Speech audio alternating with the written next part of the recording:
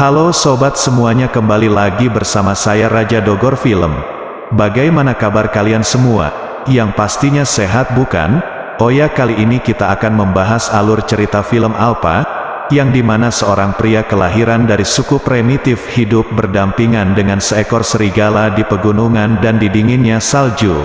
Bagaimana mereka bisa bertahan hidup dari berbagai ancaman pemangsa-pemangsa yang harus mereka hadapi? Bagaimana kelanjutan ceritanya ini? Dia selamat menyaksikan.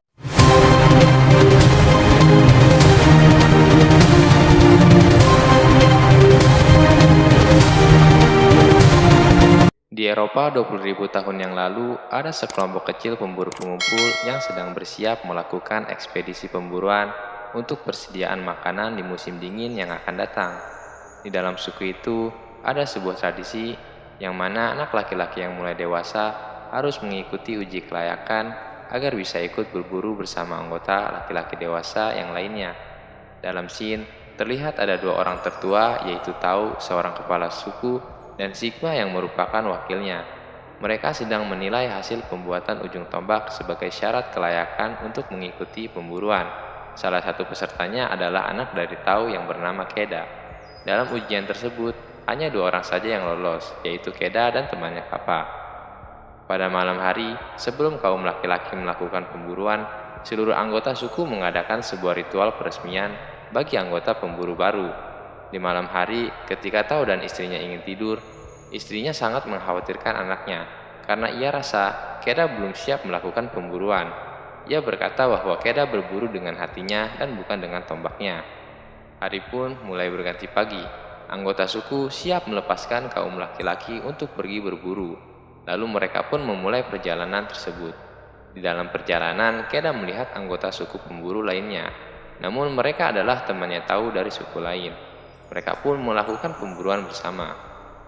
Di dalam perjalanan, ada tumpukan batu yang menjulang tinggi, yaitu sebagai tanda petunjuk perjalanan untuk pergi dan pulang berburu yang telah dibuat oleh nenek moyang mereka. Di sore hari, setelah mereka berjalan berjam-jam, lalu mereka menemukan seekor babi hutan dan memburunya. Ketika babi itu sudah tertombak, Tau pun menyerahkan babi itu kepada Keda untuk disembelih. Namun, Keda merasa kasihan dan tidak berani menyembelih babi itu. Ayahnya terlihat kesal dan menyembelih dengan tangannya sendiri, lalu ia berkata, malam hari ketika semua anggota pemburu sedang memakan hasil buruannya, Tau mendengar suara hewan buas dan mereka pun melakukan ancang-ancang perlawanan. Namun suara itu tidak terdengar lagi. Mereka kira situasinya sudah aman dan melanjutkan santapan mereka. Tetapi dugaan mereka salah. Tiba-tiba hewan itu menarik dan menerkam Kappa yang sedang duduk. Kappa pun tewas dimakan hewan tersebut. Mendengar perjuangan fatal dalam kegelapan, suku itu pun menyerahkan Kappa untuk menjadi korban. Keesokan harinya, mereka memberi penghormatan terakhir kepada Kappa dan memulai perjalanan kembali. Hari demi hari telah mereka lewati. Pada suatu malam, ketika mereka semua beristirahat, Keda diberi sebuah tato yang merupakan peta perjalanan untuk menuju pulang. Tato itu menggambarkan peta bintang-bintang untuk petunjuk di malam hari dan petunjuk tumpukan batu-batu yang mereka lewati saat perjalanan. Di malam itu, terlihat ada sekelompok serigala di atas bukit. Tau menjelaskan tentang tugas ketua serigala itu. Ketua serigala itu biasa disebut dengan Alpha. Alpha menjaga kawanan di atas segalanya, tetapi ia juga di dalam bahaya. Anggota kawanannya akan menentangnya jika mereka merasakan kelemahan. Alpha membuat yang lain tahu posisinya dengan kekuatan dan ketenangan. Dia tidak dilahirkan sebagai Alpha, melainkan ia dapatkan itu dari keberanian dan hatinya. Keesokan harinya, mereka melihat kotoran binatang bison stepa. Lalu mereka melumasi tubuh mereka dengan kotoran tersebut untuk menyamarkan bau mereka. Sampailah di atas bukit, terlihat ada sekelompok bison yang sedang memakan rumput di tepi tebing. Mereka berniat ingin menjatuhkan bison-bison itu ke dasar jurang. Mereka pun berlari ke hadapan bison, lalu melemparkan tombak agar menghalau bison yang membuat mereka berputar balik menuju jurang. Namun sayangnya ada seekor bison yang berputar arah kembali dan menghampiri Keda. Keda pun tertanduk dan bajunya menyangkut di tanduk bison yang menyerangnya. Lalu ayahnya mencoba menyelamatkan dengan menombak bison itu. Sayangnya Keda dan bison itu terjatuh ke jurang. Keda masih bertahan di bukit dan belum terjatuh, karena ia memegang sela-sela bukit. Tiba-tiba pegangan batu tersebut hancur dan Keda pun jatuh kembali. Namun ia terjatuh di batu sehingga menahan ia terjatuh ke dasar jurang. Keda pun tak sadarkan diri. Ayahnya yang melihat itu lantas ingin membantunya dengan menuruni jurang itu. Namun Sigma dan anggota sukunya menarik tahu kembali dan mereka mengatakan bahwa mereka telah kehilangan Keda dan mereka tidak mau kehilangan pemimpin mereka juga. Lalu mereka segera menuruni bukit melewati jalan yang aman untuk mengambil hasil buruan mereka. Tetapi ayah Keda tetap di atas bukit dan belum bisa merelakan Keda. Keesokan harinya mereka pun bergegas pulang. Namun sebelum itu mereka memberikan penghormatan terakhir kepada Keda. Lalu mereka pun pergi pulang dan ayah Keda mulai bisa mengikhlaskan kepergian Keda. Ternyata Keda masih hidup. Setelah ia digigit oleh burung pemakan bangkai, ia terbangun dari pingsannya. Ia pun berteriak memanggil ayahnya. Dengan rasa frustasi karena tidak ada jawaban, ia pun berniat menuruni bukit tersebut. Namun ia sangat kesulitan dan akhirnya ia hanya bergantung di bukit itu. Lalu hujan pun turun. Ketika ia melihat ke bawah jurang, ternyata di bawah sudah bergenang air banjir. Keda memutuskan untuk menjatuhkan dirinya ke dalam air. Ia pun pingsan. Dan beberapa waktu kemudian ia terbangun. Ketika ia bangun, ia melihat kakinya yang terkilir. Lantas ia pun mengobati kakinya dengan cara mengembalikan posisi tulang yang salah. Setelah itu, Keda mulai bergegas menaiki bukit tempat ia berburu sebelumnya. Dengan kaki yang terpincang, ia mencari ayah dan sukunya. Namun di atas tebing terlihat tumpukan batu penghormatan untuk orang yang sudah meninggal.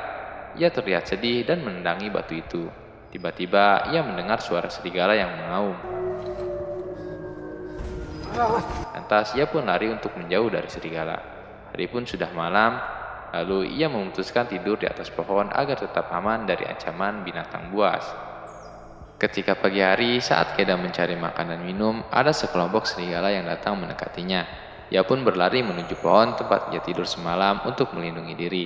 Saat ia ingin naik ke atas pohon, tiba-tiba salah satu serigala menggigit kakinya. Lalu ia menusuk serigala itu hingga melepaskan gigitannya. Serigala itu pun terluka dan tak sanggup untuk bangkit. Sedangkan kumpulan serigala yang lainnya tetap menunggu serigala yang terluka hingga larut malam. Pada akhirnya serigala itu ditinggal oleh kawanannya karena dianggap sudah tidak mampu untuk bangkit. Keesokan harinya, Keda pun berinisiatif membunuh serigala itu dengan tombaknya untuk ia makan. Namun Keda merasa kasihan dan tidak jadi membunuh serigala itu. Bukannya dibunuh, Keda malah ingin mengobatinya. Akhirnya Keda menutup mulut serigala dengan kain yang ia punya agar tidak menggigit saat diobati. Keda pun membawa serigala itu ke tepi sungai dan membersihkan bekas lukanya. Saat itu terlihat ada sekumpulan hyena. Keda merasa khawatir lalu pergi menjauh dari hyena itu dan mencari gua untuk bermalam dan berlindung bersama serigala. Hari pun mulai malam, lalu ia mencoba membuat api. Tetapi ia masih tidak berhasil untuk membuat api dari alat kayu seperti ayahnya. Hari pun mulai pagi. Ketika ia sudah bangun, ia melihat ke dalam gua dan mulai memasuki gua itu. Ternyata gua itu pernah ditempati oleh manusia. Kemudian ia menemukan sebuah alat tumbuk. Ia pun mengambilnya dan mulai mencari tanaman yang bisa menjadi obat untuk kakinya yang terluka. Ketika ia sedang mengolesi tanaman ke kakinya, tiba-tiba serigala itu melepaskan ikatan di mulutnya.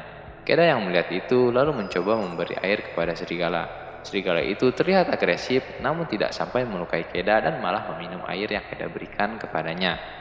Di siang hari, Keda mencari makanan dan menemukan seekor kelinci. Lalu ia membunuh kelinci itu dengan sangat tidak tega. Kelinci itu pun lalu dibawa ke tempat peristirahatannya. Saat Keda sampai, Keda berusaha menyalakan api untuk memasak kelinci itu. Namun, serigala yang melihat daging kelinci berusaha untuk memakannya, lalu Keda menghalau serigala itu dan memakan sebagian dagingnya mentah-mentah karena ia takut daging buruannya dimakan serigala. Akhirnya Keda berhasil membuat api. Itu adalah kali pertamanya ia bisa membuat api sendiri. Keda pun memakan hasil buruannya dan berbagi dengan serigala itu. Setelah ia memakan hasil buruannya, ia membuat ujung tombak untuk persiapan perjalanan pulang nanti. Saat sudah larut malam, ia bercerita kepada serigala bahwa ia sangat merindukan keluarganya. Ia ingin pulang, sedangkan jalan suci mulai tertutup karena akan datang musim dingin. Lalu ia berkata bahwa ia akan berusaha pulang bagaimanapun caranya. Keesokan harinya, Keda mulai bersiap untuk melakukan perjalanan pulang. Keda menyuruh serigala itu untuk pulang, tetapi ia hanya diam saja. Namun, tidak disangka-sangka, serigala itu malah mengikuti Keda dari belakang. Keda pun mengusirnya, namun serigala itu tetap mengikutinya. Di saat itu, serigala melihat ada beberapa ekor babi hutan, lalu serigala itu berusaha untuk memburunya. Babi hutan itu lari ke arah Keda, namun Keda masih belum berani untuk menombaknya. Ia berdalih bahwa ia terpeleset dan tidak takut dengan babi itu. Perjalanan pun berlanjut. Hari demi hari, mereka semakin akrab dan mulai bisa bekerja sama dalam berburu. Saat malam hari, ketika mereka bersiap untuk tidur, serigala itu ingin tidur di samping Keda. Namun, Keda mengusirnya. Tetapi setelah Keda tidur, serigala itu tidur di samping Keda dan sangat menjelaskan sekali bahwa serigala itu sudah sangat akrab dengan Keda. Pagi hari setelah mereka bangun, Keda mengajak serigala pergi ke sungai untuk mandi. Lalu Keda memaksa dan menceburkan serigala agar mandi bersama. Setelah itu, mereka melanjutkan perjalanan mereka. Di perjalanan, Keda pun memberi nama serigala itu dengan nama Alpa. Terlihat musim dingin sudah datang. Mereka masih terus melakukan perjalanan untuk pulang. Dalam perjalanan, mereka melihat seekor babi hutan dan lalu memburunya. Keda mulai mahir berburu bersama Alpa dan mereka mendapatkan babi hutan tersebut. Pada malam hari, ketika mereka menyantap hasil buruan, ada seekor serigala yang datang menghampiri. Ternyata itu adalah kelompok serigala Alpa. Lalu Keda pun menyuruh Alpa untuk pulang dengan keluarganya, dan Alpa pun pergi bersama mereka. Lalu Keda melanjutkan perjalanannya sendirian. Pada suatu malam, ia bermimpi melihat ayahnya yang datang kepada ibunya dan memberitahu bahwa Keda tidak selamat. Ibunya pun menangis dan menjerit. Hari demi hari, ia terus berjalan. Pada suatu hari, ia melihat sekelompok binatang. Ternyata, itu kawanan serigala Alpa. Ia lari menghampiri Alpa. Namun, Keda terjatuh ke dalam danau es, dan ia pun berusaha untuk keluar dari danau es yang membungkuk dengan pisaunya. Pisau itu sempat terjatuh, tetapi Keda berhasil meraihnya dan membuat lubang di danau es. Akhirnya, ia berhasil selamat dan dibantu oleh Alpa. Kemudian, ia pun melepaskan bajunya yang terkena air dan membuat api di tengah hujan salju, serta menghangatkan dirinya dengan memeluk Alpa. Keda pun melanjutkan perjalanan dan Alpa ikut bersamanya. Di dalam perjalanan, ia melihat bekas jejak kaki dan melihat ada rumah juga seseorang di depannya. Ketika ia mendekati tempat itu, ia melihat orang itu sudah tak bernyawa. Ia pun memasuki rumah dan mencari makanan. Tetapi, ia tidak menemukan makanan sama sekali. Ia kesal karena ia sangat lapar dan belum menemukan makanan. Terlihat Keda batuk berdarah, sepertinya ia sedang sakit. Kemudian ia mengambil busur panah dari mayat itu dan berterima kasih padanya, lalu melanjutkan perjalanan. Saat perjalanan, terlihat di hadapannya sedang terjadi badai salju, dan ketika ia melihat ke arah belakang, ia melihat sekelompok hyena. Kemudian ia pun lari dari kejaran hyena. Ia bersembunyi di dalam gua, mereka pun selamat dari incaran hyena. Tak disangka, ternyata di dalam gua itu ada seekor macan hitam mirip dengan hewan yang telah memangsa kapak temannya. Kemudian macan itu ingin menerkam Keda, tetapi Alpa menolong Keda dan melawan macan itu. Keda pun memanah macan tersebut. Macan itu mati dan Alpa pun terluka parah. Lalu Keda memakan daging macan itu dan beristirahat di dalam gua. Keesokan harinya mereka melanjutkan perjalanan. Akhirnya mereka sampai di tumpukan batu yang menandakan bahwa mereka sudah dekat dari rumah. Mereka terus berjalan walaupun tubuh mereka sedang sakit. Setelah 2 hari perjalanan, tiba-tiba Alpa terjatuh dan tidak kuat lagi untuk berjalan. Keda tidak menyerah dan membopong Alpa bersamanya. Setelah jauh berjalan, Keda pun mulai merasa lelah dan terjatuh. Kemudian ia memutuskan beristirahat dan tidur. Saat tidur, ia memimpikan keluarganya ketika malam sebelum mereka berangkat pergi berburu. Ibunya khawatir dengan Keda, namun ayahnya meyakini ibunya bahwa Keda adalah anak yang kuat, tidak seperti yang ibunya khawatirkan. Keda pun terbangun dari tidurnya. Kemudian ia melakukan perjalanan kembali. Akhirnya ia melihat pemukiman rumahnya dan terus berjalan menuju rumah. Sampainya ia di sana, ia pun terjatuh dan bertemu dengan ayah juga ibunya. Ayahnya sangat kaget dan tidak percaya bahwa Keda masih selamat.